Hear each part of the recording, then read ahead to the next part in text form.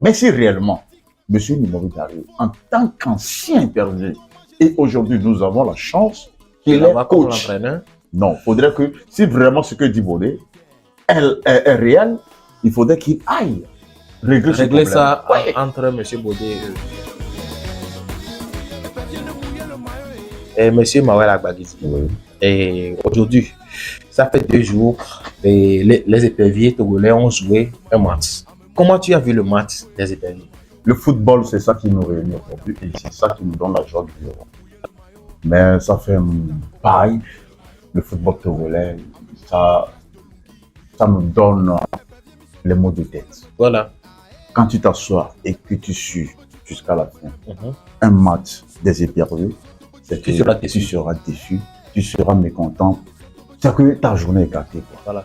Selon toi, qu'est-ce qui peut pousser nos éperviers à nous donner cette confiance qui joue le match? Bon, moi je pensais que le match de la fois passée a beaucoup à dire au Togo. Voilà. Parce que avant on pensait que c'est une question de blanc, c'est une question de ça et ça et ça.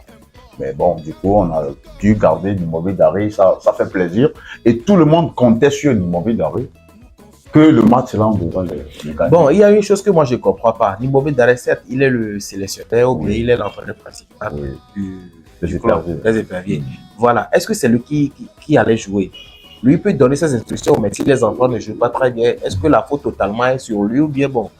Bon, il y a quelque chose qu'on dit souvent.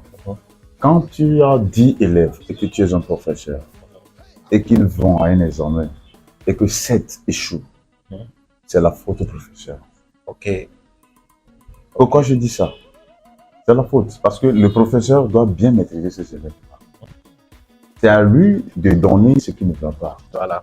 C'est à lui de corriger les erreurs. Lui, en tant que Nimobé Daré, un coach, un ancien épervier, je pense que lui, il maîtrise déjà les problèmes des éperviers. Voilà. Nous pourrions dire aussi que, bon, Nimobé Daré, il a repris les éperviers, ça n'en fait même pas un mois, je crois. Oui. Donc, on peut dire que c'est le début. Oui, ça, c'est normal. Puisque avant, on nous marquait des buts sans que nous ne faisions pas des matchs nuls. Mais il y a un match nul, si bien que c'est pas bien aussi. Mais au moins, il a essayé. Donc, pour un début, c'est bon. Donc, forcément, on va prier Dieu pour que ça aille de truc là. Et de l'autre côté, il y a un monsieur qui s'appelle M. Bodé. C'est ça. Voilà. Est-ce que tu vois à peu près qu'il aurait raison sur les éperviers? C'est ce que je veux dire. C'est pas une question de blanc. Je le disais avant. Sauf que tu ne m'as pas laissé le temps de terminer. Voilà, ok, je te laisse le temps. Il faudrait que le staff des éperviers, les autorités, aillent un peu en arrière. Voilà. Nous sommes des Africains. Voilà. En tant qu'Africains, quand quelque chose ne marche pas, bon, on connaît les trucs. On connaît ce qu'on doit faire. Voilà. Il faut aller chercher. C'est pas faire des églises. Non. Tu es africain. Jésus, c'est pour les blancs. Jésus, c'est pour les blancs. Bon, voilà.